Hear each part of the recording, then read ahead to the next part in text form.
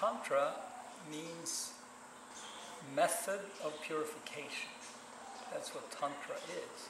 So it means to purify ourselves by doing this simple work and going through the physical, mental aspect of ourselves to that mystical awareness that, oh, I am just this dynamic stillness.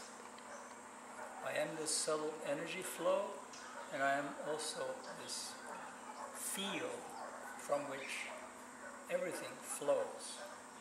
Vijnanabhairava means divine consciousness.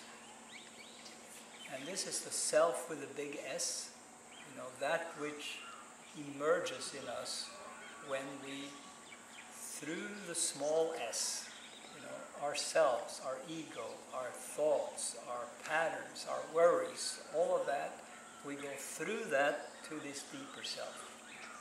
We don't reject any of it. We don't have to fight against it. We don't have to say, oh, you're bad because you're too old or too young or not pretty enough or too pretty or too smart or not smart enough, Any and all of that and the feelings that go along with it is just our patterns. It's what we've learned to think about ourselves and the world. And all of it is limitation that we don't have to fight with, but we also don't have to, get stuck in. So we observe it in this mindfulness way as we practice. We observe it, and then we see through that observation, and by following the breath and working inside the way the practice tells us to do, then we discover, it dawns on us that, oh, there is a deeper energy flow there, and there is a deeper stillness at the core of all of that, which is basically more or less superficial noise. And this is a tantric approach to life, in the sense that it embraces everything. It embraces and this was very much Rudy, he embraced everything. He had a great appetite for life. He loved to eat, he loved to have relationships with people, all of that. So he took from life, but he took from it in a non-attached way. He took from it as a way of sharing in that deeper self that he was aware of. And this makes all the difference in the world. You all know from having various relationships in the world, especially those of us who are a little bit older, when we relate from our ego to another person who is stuck in his or her ego, it becomes a nasty ego soup. And you don't really get into, you don't get in touch with anything deeper usually. It gets to be more and more complicated, and you get often bad feelings, misunderstandings, you get stuck in all these thoughts about what's happening. And so the whole purpose of doing this work is to not do that. So if we, let our lower self, you could say, our doubts, our fears, our this, our that, just be there and come out, then this contact with a teacher helps us to,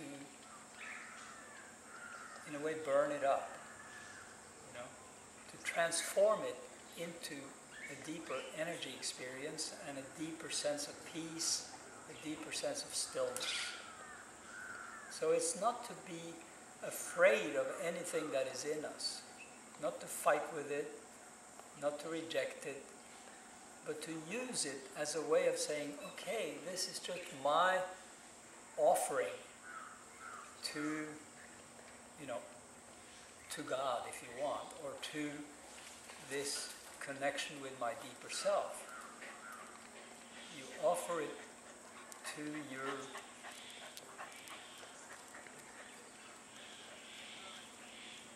self with a large S. And then it is transformed. And it's amazing once you go through a few periods like that, where you really felt that change, then you see what kind of change it creates in your own awareness, in your own perception of life, and how it, changes your people around you. They feel it. Suddenly you are not as angry or as sad and confused, and you are more at peace in that deeper experience. So this is really, really wonderful, this deeper energy, this deeper stillness.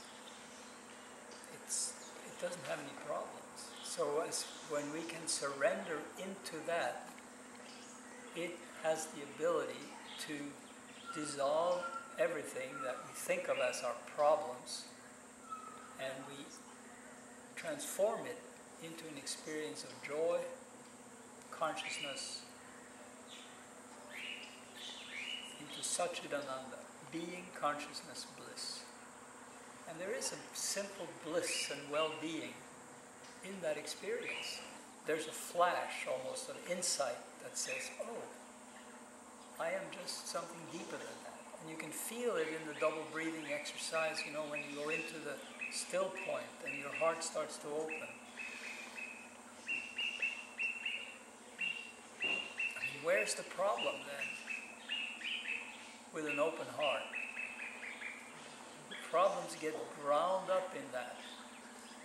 And also down here, grinds it up, and then the energy, you stop the energy from going into your thoughts. You don't have to fight with them and be mad at yourself or judge yourself in any way, but you stop the energy that usually goes into all of these thoughts from wearing you out and from complicating your life. All that energy then gets rechanneled into the base of the spine and causes the Kundalini energy to awaken.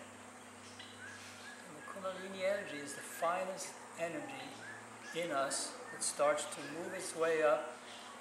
You don't have to feel much of anything directly as Kundalini. Maybe you feel it's described in the text as subtle, like an ant crawling on your skin, or champagne bubbles, a little bit, something like that. You might feel something like that, or you might feel dramatic effect of tensions and blocks breaking up in you on the way to that Kundalini waking up. So, then you might have some kriyas and so on, but the Kundalini itself is just an energy that rises up in the spine and comes up and then joins with the top of the head, and in the process it cleans up the various systems, and you'll see the effect of it in your everyday life. You will feel the effect of it in yourself. Suddenly, your heart is open. Gradually, you are in a different state. And eventually, there's some kind of aha experience that says, oh, I just am. And whatever surface situations are in your life, you can experience them as an expression of this deeper self. And you see that in everybody that you meet, this deeper self, even if they're not aware of it themselves. This divine consciousness is omniscient and omnipresent and all-knowing.